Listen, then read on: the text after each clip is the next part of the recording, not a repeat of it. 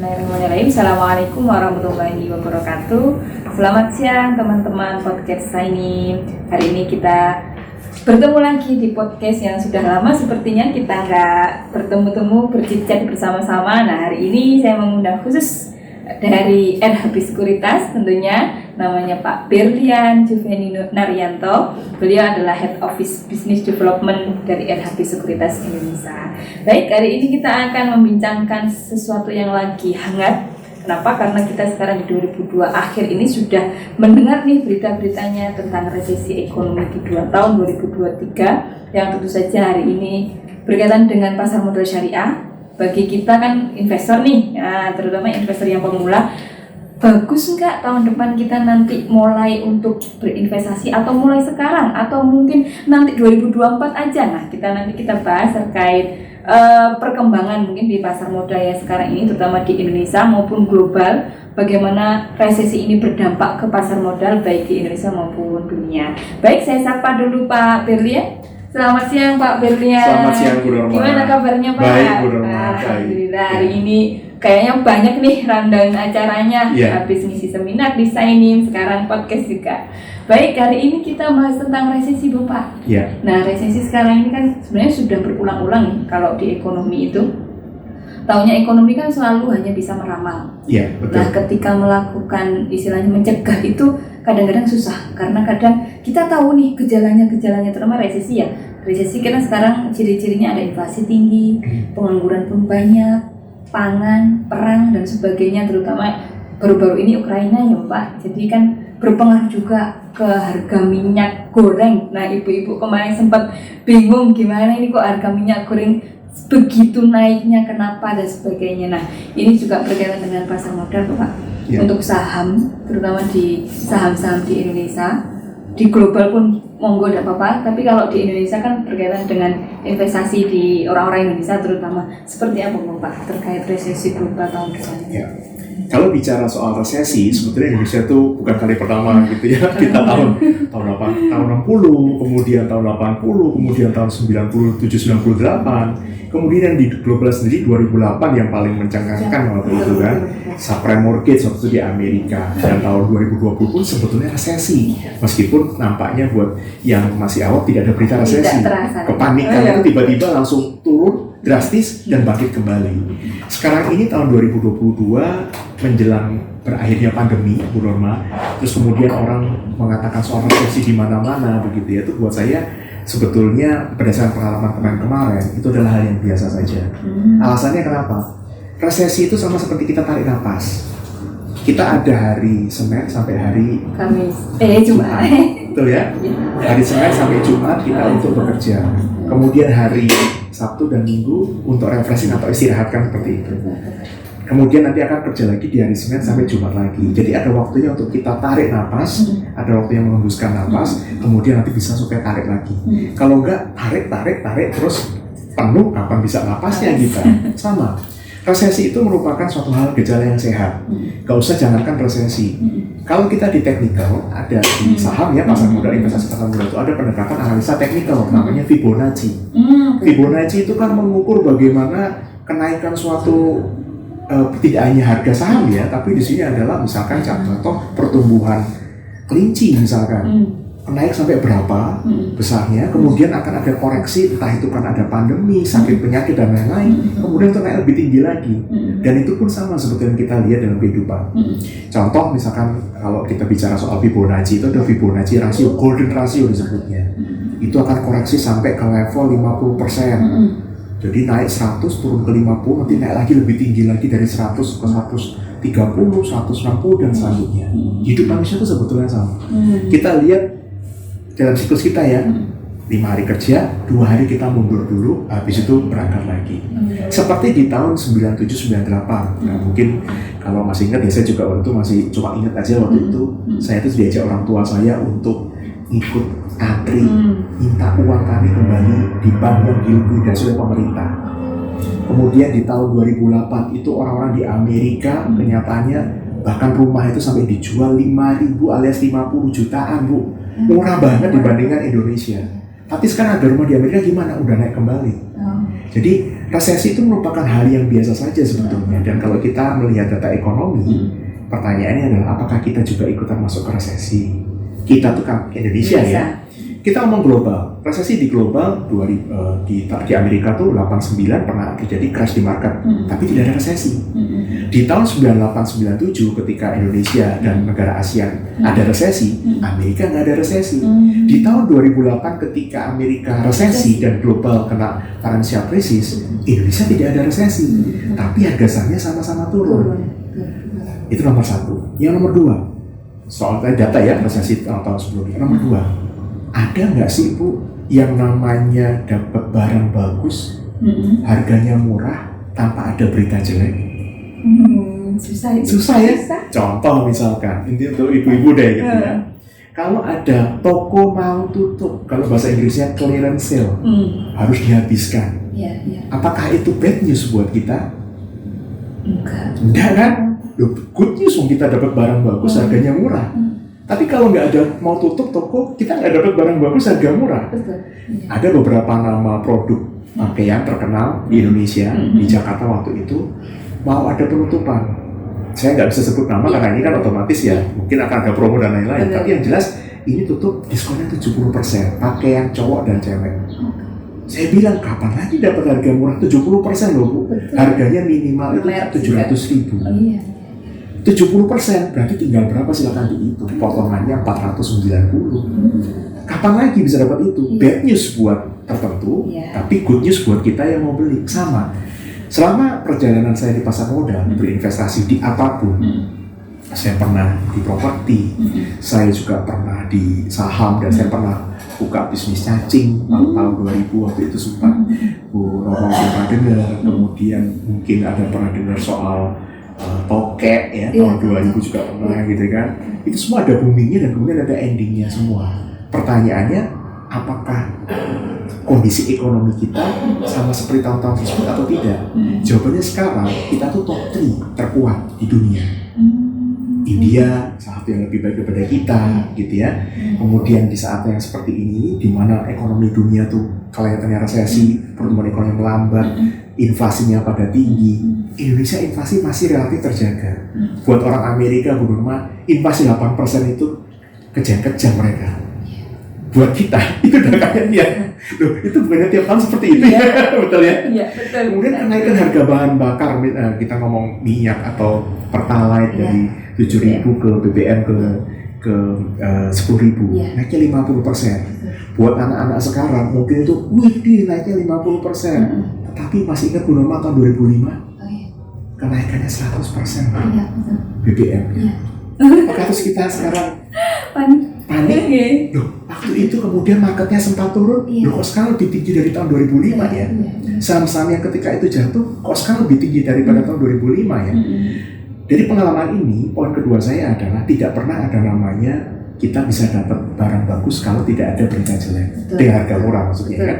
Kalau kita mau harga murah untuk barang bagus, maka bersiaplah dengan mindset yang terbuka, dengan dewasa, bisa mendapatkan harga-harga khususnya saham ya, di harga yang sedang diskon.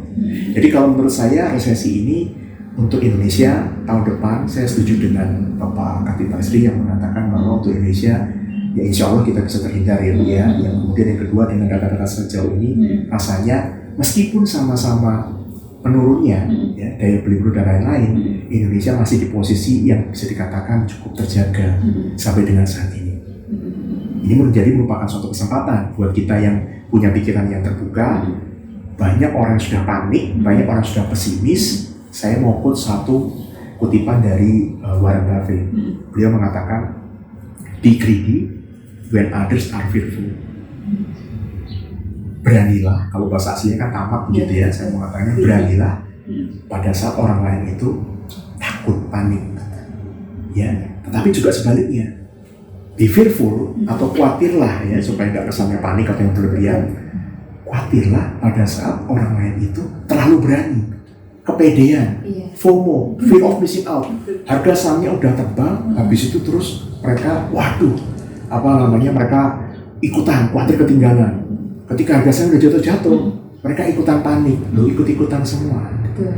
Sebagai tambahan sedikit soal resesi dan bagaimana kita menyikapinya secara lebih sederhana, saya suka dengan filosofi petani. Petani cabai, Bang. Cabai ya, paling gampang. Berita kalau harga cabai turun itu berita bagus atau berita jelek? Turun bagi saya ya bagus. Bagus ya? Bagi ibu-ibu bagus ya, bagi saya bagus kan? Betul. Tapi bagi petani bagus apa enggak? Nah. Bagi petani itu tidak bagus karena mereka merasa, loh habis ini aku bakal nggak bisa jual mahal dong, nggak profitku atau labaku nggak bisa tinggi dong dengan harganya turun. Tetapi buat petani yang lebih dewasa, lebih mature akan melihat begini, harga ini turun, berarti tidak banyak orang yang mau menanam sekarang. Berarti kesempatan buat saya sebagai petani yang sudah punya pengalaman untuk menanam lebih banyak, karena ketika harganya naik, orang banyak tidak nanam kan, habis itu kan harga akan supply-nya akan sedikit, harganya akan meningkat karena demand-nya katakanlah tetap, demand-nya nggak usah naik, permintaannya katakan tetap, supply-nya dikit, harganya akan naik. Pada saat itu saya akan memperoleh keuntungan yang lebih besar dibandingkan orang yang tidak menanam ketika harganya lagi turun. Itulah kenapa resesi ini buat saya mau apapun istilahnya, stagflasi, resesi, nanti kontraksi dan lain-lain, buat saya berita-berita seperti ini untuk membuat kita punya kesempatan mendapatkan saham-saham bagus, perusahaan-perusahaan bagus di harga yang sedang diskon seperti sekarang. Baik. Menarik tuh Pak, karena kebanyakan investor itu mungkin yang bagi pemula terutama kalau sudah merah takut itu menarik itu sahamnya jual-jual, terutama kalau ada rumor, kalau ada berita dan sebagainya, itu kan sensitif. Mengatasi biar kita nggak sensitif terhadap berita, atau bisa jadi biar kita juga tahu bahwa kalau memang masih merah nggak apa-apa dipertahanin, atau seperti apa gitu, untuk biar teman-teman itu nggak hanya ikut-ikut tren tarik beli jual dan sebagainya. Melanjutkan ke petani tadi berarti ya, petani cabai. Maka petani itu ada 4 tahapan paling tidak. Pertama kan membajak sawahnya, ya, atau kebunnya atau ladangnya lah tepatnya. Nah kalau nggak dibajak bagaimana mungkin bisa menabur bibit benih yang baru, kasih pupuk, mengganti yang atas sama bawah dan terusnya rotasi dan lain-lainnya. Maka tugasnya pertama kan adalah sebagai petani itu adalah tadi membajak. Kemudian setelah itu kan baru menabur benih. Kemudian yang ketiga adalah tentu aja adalah menyiangi, atau kemudian kita memberi pupuk lagi tambahan kalau dibutuhkan. Jadi memantau lah tepatnya ya. Setelah nabur benih, memantau, dan terakhir adalah panen. Kalau nggak panen bagaimana? Dapetin profit, mendapatkan hasil dari sana tepatnya. Proses menjelang resesi itu sebetulnya semua siklus itu setelah ke puncak kembali ke bawah lagi. Jadi kalau mau analogikan tadi, jadi setelah habis panen, maka tugas berikutnya adalah kembali membajak lagi. Membajak ini tentu saja adalah memilah dulu dan kemudian memilih. Kalau kita tidak memilah, kita tidak tahu mana yang bagus, mana yang tidak. Contoh misalkan, sekarang ini ada perusahaan-perusahaan yang kemarin-kemarin ini lagi naik daun. Ya, contoh saham-saham batu bara. Apakah nanti ke depannya tahun depan batu bara masih bagus? Ya, kita rasa siapa sih yang nggak butuh ya, di luar negeri ini lagi banyak permintaannya. Tapi dari tim fundamental kami itu mengatakan harga batu bara tahun depan meskipun mungkin tidak akan turun dalam, tapi juga untuk naik jelas berat. Jadi kemungkinan harganya akan di sini-sini aja, stagnan. Berarti harga sahamnya kira-kira akan naik lebih tinggi atau di sini-sini aja? Relatif di sini-sini aja, Bu Norma. Nah itu yang saya mau katakan, memilah dan memilih. Berikutnya, kalau gitu apa dong Pak? Jawabannya adalah salah satunya defensif ya, alias tahan uji. Itu adalah produk-produk atau perusahaan-perusahaan yang berbasis konsumen. Contohnya apa? Yang kita suka Mayora. Alhamdulillah sih sudah terbang sahamnya gitu ya. Kalau kita lihat, ini Mayora ini selain perusahaan konsumen yang tentu saja sangat kita mengatakannya secara laporan keuangan bagus ya Bu ya. Kinerja perusahaan ini tuh ditopang oleh ekspor. Bu Norma mungkin bisa cek hari ini itu dolar 15.500 tembus Bu. Melambung lah. Kalau kita berinvestasi sama perusahaan-perusahaan yang mengimpor, mereka ini akan melihat ini berat banget untuk kedepannya. Tapi buat perusahaan yang mengekspor seperti Mayora ini kan alhamdulillah malah gitu kan. Ini saya mendapatkan penghasilan lebih daripada yang sebelumnya. Nah itu kenapa memilah tadi. Oke, saya mau perusahaannya tetap bertumbuh. Mayora bertumbuh, perusahaan batubara juga bertumbuh.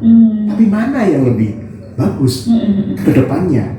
dengan kacamata harga komoditi akan relatif di sini-sini aja, kemudian dolar yang kemudian relatif mungkin masih akan ada melanjutkan penguatannya, maka Mayora masih menjadi pilihan.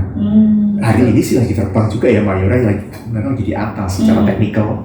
Jadi menurut saya nanti apabila ada koreksi untuk saham Mayora ini, maka bolehlah kita juga mengambil posisi alias membeli saat ini, tidak untuk hari ini gitu ya.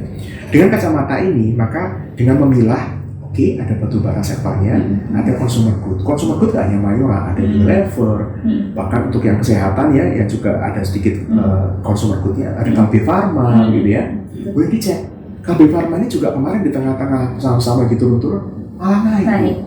Dan ini kan artinya memang kesehatan setelah pandemi ini kan juga sesuatu yang orang makin aware ya, makin sadar betapa pentingnya vitamin, suplemen dan lain-lain. Dan ini masih punya impact yang positif juga. Jadi secara umum memilah dengan membaca tadi, filosofi membaca tadi, ini saatnya buat kita untuk mengatur kembali portofolio kita. Contoh sekarang, kalau sudah punya batu bara, jangan ditambah dulu, ya. Ujungnya nanti mungkin pada saat pembagian dividen, masih bisa dipegang, ya dijual nanti waktu itu. Setelah itu, ya sudah, coba cari yang giliran akan bergerak. Contohnya lagi murah sekarang, Bank Syariah Indonesia. Labanya naik terus Bu, tapi lagi diskon. Nah kapan lagi mau dapat? Kembali ke tadi, perusahaan yang bagus lagi diskon, secara tren harganya turun terus. Wah ini nggak menarik nih buat trader buat investor BSI alias BRIS, Bank Syariah Indonesia, waktu yang tepat. Kapan lagi berita resesi bisa hasilkan harga saham keuntungan ya diskon bulan saat seperti ini.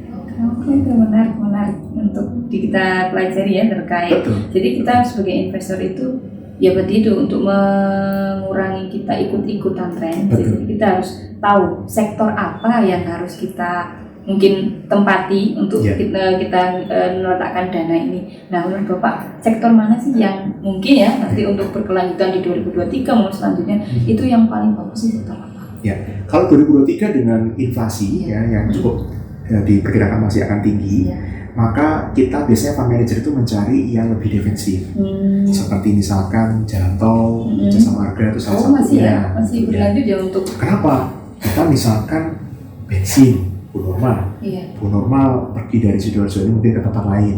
Pertanyaannya begini Bu, pilih lewat tol atau pilih tanpa tol? Dulu kita mungkin bandinginnya paling beda tipis ya, gitu ya. Ya udah nggak naik tol. Tapi kalau ternyata sekarang bensinnya naik 50%, yang dari Surabaya kalau ke Solo pilihannya lewat tol atau tidak, itu selisihnya 3 jam. Kalau kita lihat ya, selisihnya 3 jam. Kalau lewat tol 2,5 jam, kalau tidak lewat tol mungkin 6 jam. Nah ini bensinnya habis berapa? Betul kan? Artinya ini perusahaan-perusahaan yang seperti Jasa Marga ini akan bisa memberikan impact yang positif sebetulnya. Dan ini target dari tim riset kita untuk Jasa Marga ini 5.300. Jadi dari sekarang ini sekitar 3.600 upside-nya masih besar sekali untuk Jasa Marga. Masih besar. Dan ini salah satu potensi gitu ya. Jadi inflasi terjadi, tapi kenyataannya kita sebagai manusia pasti ingin hemat. Hemat termasuk dalam hal pemakaian bahan bakar. Otomatis kita mendingan bayar tol dibandingkan kita BBM-nya tadi. Nah itu kacamata yang harus kita miliki sebagai investor. Kemudian berikutnya, meskipun resesi dan lain-lain ini, toh kenyataannya masih ada perusahaan-perusahaan yang labanya bertumbuh. Tadi kita sudah bahas PSI gitu ya, saya katakan sampai sekarang aja labanya masih bertumbuh kuartal terakhir. Ades misalkan, kita udah pernah kembali kita bahas soal Ades, air minum, tapi kok ternyata labanya dia dahsyat sekali. Selama pandemi ini malah dia bertumbuh. Nah ini kunci dari untuk supaya kita tidak panik itu adalah memastikan bahwa perusahaan-perusahaan tersebut memang masih tetap bertumbuh labanya. Kita tentu tidak bisa mengatakan datang ke ownernya atau ke manajemennya, kamu pasti profit ya, nggak bisa. Yang kita bisa lakukan adalah memantau. Per saat ini yang namanya PSI, Bank Syariah Indonesia maupun Ades itu semua labanya masih bertumbuh. Jadi kita sebagai investor jangan ikutan panik. Kalau masih ada peluru tambahan, ada koreksi, silakan ditambah. Tetapi berbeda halnya dengan saham-saham atau emiten-emiten yang kinerja perusahaannya sudah ada perlambatan. Perlambatan saja warning Bu, apalagi kalau merah Bu Norma. Jangan sampai merah, ya kan? Kalau labanya merah, yang saya tidak mau punya di porto saya adalah sudah resesi, laba perusahaan tersebut merah pula alias rugi. Saya pasti nggak mau pegang itu saham seperti itu, mendingan saya buang aja. Saya pindahkan ke saham-saham yang lagi turun seperti BSI tadi, tapi masih fundamentalnya masih ada pertumbuhan. Jadi secara sektor, kembali ke tadi pertanyaan Bu Nurma, secara umum adalah yang kita ngomong defensif ya, telco juga, telekomunikasi, telkom sangat defensif juga. Kemudian untuk perbankan BSI tadi ya, Bank Syariah Indonesia, kemudian yang tadi untuk infrastruktur, sebetulnya selain telkom juga ada jasa marga. Itu cukup yang menarik. pertama tetap konsumen Karena iya betul, karena kan orang bagaimanapun butuh makan, dan ditambah lagi mau nggak mau juga orang tetap membeli yang sehari-hari ya, misalkan kan tahun 2008 Amerika resesi, apa kita nggak mandi ya kan? Pasti kita juga mandi, sabun dan lain-lain gitu kan. Dan dari yang punya produk konsumer ini, mana yang ekspor? Kenapa kita loloskan mayoral lagi? Oke. Karena dampaknya tadi kalau perusahaan itu impor kan pasti pengaruh ke dolar, sehingga biaya produksinya juga akan semakin naik, jatuhnya nanti bisa jadi ke konsumen juga jatuhnya lebih betul menarik. Berarti kalau dari sisi analisa ya tetap konsumen, teman-teman konsumer sih ya nomor satu untuk sektor. Untuk yang batubara seperti apa Pak? Nah yang batubara tadi karena ada perlambatan, sebaiknya lebih ke arah trading Bu Nurma. Trading ini begini, mining ya. Kalau trading itu maksudnya kalau misalkan ada penurunan harga, silakan diambil dulu karena nanti momentumnya sampai dengan pembagian dividen. Contoh misalkan ITMG ini kalau bagi dividen besar banget Bu Nurma. 7% itu so far minimal ya rasanya. Kalau harga nanti ini turun, misalnya ada koreksi di ITMG, maka boleh diambil sampai dengan nanti batasnya bagian dividen. Setelah bagi dividen, sebaiknya tahun depan bukan untuk invest, untuk trading aja. Jadi beli jual saja. Tapi untuk invest saya rasa di Jasa Marga, kemudian di Astra yang ternyata dengan kenaikan suku bunga orang tetap beli mobil masih banyak Bu, masih lumayan. Tuh, jadi ini adalah saham-saham dan sektor-sektor yang kita lihat sih masih akan bertahan ya selama terjadinya resesi. Berkaitan dengan peningkatan investor nih, kemarin saya lihat di CMSE dari pasar modal BI ya, itu sebenarnya investor kita itu banyak naik. Iya betul sekali, betul. Tapi kalau secara volume itu masih kalah dengan asing. Nah itu gimana Pak? Gimana good news atau bad news? Saya tanya dulu. Saya tanya dulu ke Bu Nurma. Kalau secara kalau saya sih, kalau secara kuantitas banyak sih sekarang yang sudah melek literasi mau mencoba dan sebagainya. Tapi untuk masih volume masih sedikit ya, itu juga bad news juga karena kita nggak mau cuma hanya menang jumlah, tapi pengennya kita juga volumenya juga, kualitasnya juga biar banyak yang mau investasi di perusahaan kita yang ada di Indonesia, biar kita juga memiliki perusahaan-perusahaan yang di Indonesia, tidak hanya orang asing yang memiliki. Iya betul. Di satu sisi mungkin Bu Nurma pernah mendengar istilah kita itu masih mengandalkan asing, betul ya? Apakah itu bad news? Apakah itu good news? Saya mengatakan makin banyak yang tertarik itu makin bagus. Betul ya? Kalau yang tertarik hanya orang Indonesia saja, maka kita juga mau mendapatkan dana lebih dari luar, itu berarti asing tidak berminat, harga sahamnya relatif di situ-situ aja. Kemarin itu sebetulnya secara transaksi bukannya kita turun Bu, tapi lebih ke arah begini. Porsi yang di retailnya itu lebih kecil dibandingkan yang institusi. Jadi kalau dilihat memang pertumbuhan institusi tentu tidak akan secepat retail ya. Penambahan jumlah retail karena institusi kan jumlahnya relatif terbatas. Retail kan ada penambahan 270 juta jiwa, 70 juta angkatan kerja gitu kan, baru 7 juta yang punya SID gitu kan masih besar banget Bu. Nah peningkatan ini seperti tadi Bu Nurma juga notice ya, itu memang bagus buat pasar modal, berarti literasi keuangan sudah makin bagus ya, masyarakat makin melek keuangan lah. Tetapi untuk transaksi, karena ini selalu komparasi Bu, jadi dibandingkan dengan lain, itu bukan berarti kita turun, tetapi secara persentase, institusi ini masih besar, dan itu still good news buat kita sebetulnya. Good newsnya karena berarti masih ditopang. Kalau misalkan institusi ini sudah tidak lagi menopang, malah kita bertanya-tanya, benar-benar asing itu masih percaya nggak sama kita? Ini kalau percaya sama asing, sama asing gitu ya Bu ya, yang mengkategorikan ada asing ada asing. Kenyataannya adalah seorang investor sejati itu tidak melihat hal itu. Investor sejati selalu kembali ke passive income, dividen. Tujuan investasi itu apa sih? Saya mengatakan seringkali adalah passive income. Tapi sama-sama passive income, kalau kita nabung di deposito kan ya passive income. Betul ya? Maka komparasi atau perbandingan saya adalah ketika saya mau berinvestasi di tempat yang lebih beresiko, saya pasti menuntut yang lebih tinggi daripada deposito kan Bu. Betul. Jadi cara memilihnya kembali ke soal pemilihan saham di saat ini di masa resesi, cerita-cerita resesi tepatnya adalah apakah pilihan investasi kita di saham tersebut akan bisa memberikan dividen kalau bahasa korporasinya SHU, instansi usaha yang lebih tinggi daripada deposito. Kembali ke soal batubara, kita ngomong ya, dividennya ITNG itu 7%. Betul ya? Menarik kan? Apa ada deposito sekarang kasih 7%? Per detik ini nggak ada ya Bu ya? Dan artinya nanti ketika mau menjelang pengumuman dividen dan lain-lain, monggo silakan dibeli. Dengan catatan setelah dividennya ya sudah, berhenti dulu selesai dulu. Nah hal ini kan menjadikan wacana buat teman-teman ini, oh iya ya, saya berani menempatkan di sana karena saya mendapatkan yang lebih daripada sekedar deposito. Itu sama, jadi segala macam cerita resesi dan lain-lain, uang itu selalu mencari tempat, mencari celah di mana menghasilkan lebih. Tugas kita mencari yang dividennya memberikan lebih tinggi daripada deposito tadi. Nah kalau sudah seperti ini, perkara apakah kita takut sama resesi apa tidak, atau kenyataannya masih banyak perusahaan-perusahaan yang seperti ITNG ya, itu memberikan return ataupun dividen di atas.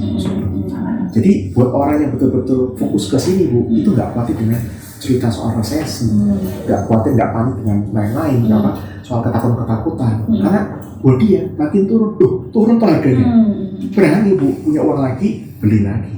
Sekali lagi, hanya untuk batubara secara khusus, hanya sampai pembagian dividen akhir. Setelah itu, tahun depan, mari kita fokus ke saham-saham lain yang lebih defensif tadi. Oke.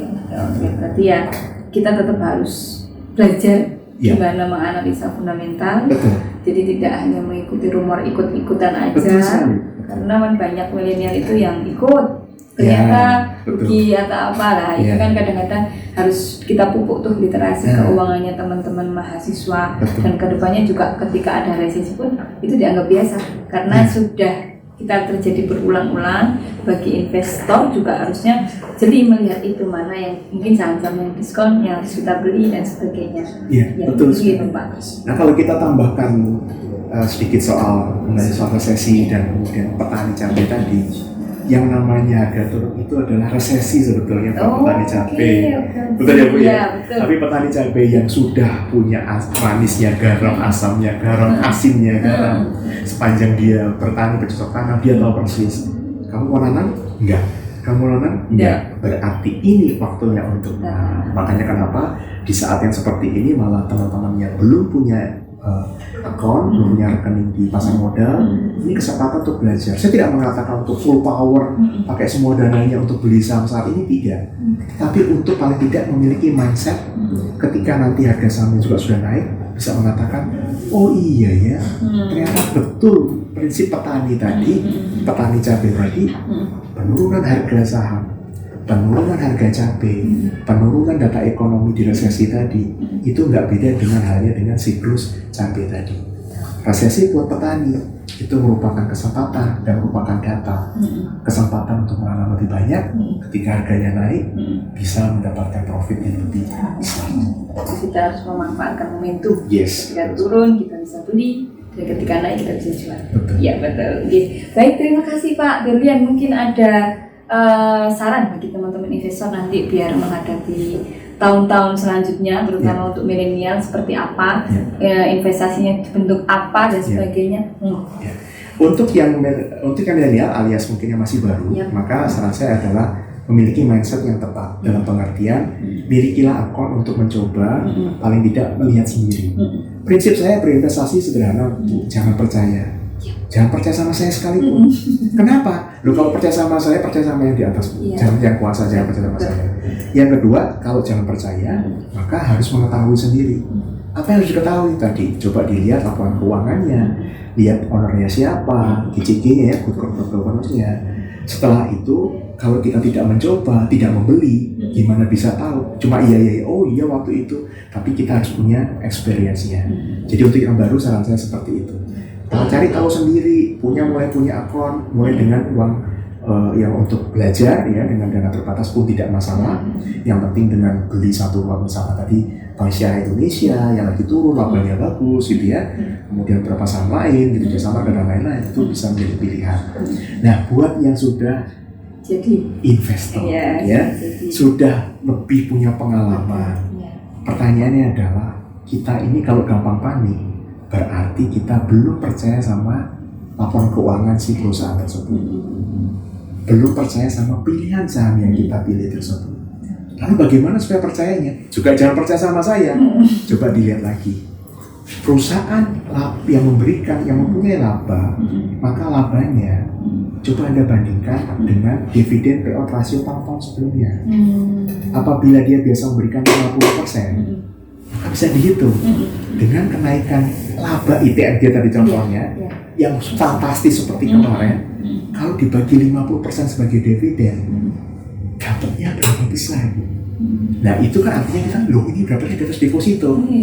Maka yakinlah mulai sekarang nanti setelah itu terutama bahwa tujuan investor itu mencari, tujuan akhir adalah passive income, tujuan tengah-tengah investor itu adalah mencari yang lebih tinggi daripada deposito, dan ini tidak bisa diakali dengan laporan keuangan, tidak bisa diakali dengan cerita-cerita janji manis, tapi nikmatnya adalah harga sahamnya bisa ke diskon karena berita resesi. Jadi saran untuk yang investor yang udah advance ini, saran saya gunakanlah momentum berita-berita jelek resesi ini untuk dapetin harga yang murah. Ya, tentu saja harus dengan sadar, Pak. Sadar. Kadang-kadang Nggak sadar. nggak sadar, ikut-ikut, tapi harus dengan sadar, harus Betul tahu sekali. bagaimana profil dari perusahaannya yang nanti kita taruh ini, investasikan dan sebagainya. Betul. Baik, terima kasih Pak Berlian. Sama-sama, Sharing-sharingnya, aduh Sama-sama. banyak pelajaran yang bisa kita ambil, terutama kita rumornya lagi rame resesi di tahun 2023. Nah ini kita sikapi dengan baik, terutama kita sebagai investor, dan mungkin bagi yang belum, nah ini boleh nih kesempatannya dimanfaatkan, mumpung bisa jadi ada perusahaan yang terpengaruh akhirnya jadinya turun, mungkin bisa jadi harganya, nah itu bisa jadi diskon. Nah kita harus tetap lihat fundamental dari perusahaan tersebut seperti apa, apakah nanti menguntungkan atau tidak, itu adalah pilihan dari kita. Ya tentu saja tidak harus percaya dengan saya juga, tidak dengan Pak Berlian tidak, tapi harus Anda sendiri yang belajar dengan itu, karena apa yang kita pilih harus kita pertanggungjawabkan. Jangan sampai ketika kita ikut-ikut kita nyalahkan siapa. Nah itu yang harus hati-hati bagi teman-teman. Baik, terima kasih Pak Berlian atas waktunya. Sama-sama, terima Bu kasih Roma. sharing-sharingnya juga. Insya Allah nanti kita lain kesempatan akan bertemu kembali. Kita undang lagi nih di podcastnya saya ini dengan membantu. banyak hal nanti. Insya Allah nanti kita kedepannya lebih intens juga terkait edukasi literasi keuangan syariah di kampus saya ini. Baik teman-teman, terima kasih atas partisipasinya, terutama nanti kalian bisa belajar terutama di pasar modal syariah di Sainim. Nanti kita insya Allah akan mendirikan galeri investasi syariah, juga nanti akan ditemani oleh RHB Sekuritas, dan nanti tim RHB juga akan membantu kita terkait edukasi literasi keuangan. Mungkin bagi yang belum kenal pasti ingin tahu juga, jangan sampai kita itu ikut-ikutan. Nah bahayanya ikut-ikutan itu tidak ada yang bertanggung jawab nanti. Nah yang mau disalahkan siapa, kan tidak ada. Baik, terima kasih. Saya akhiri untuk podcast hari ini. Selamat siang. Wassalamualaikum warahmatullahi wabarakatuh.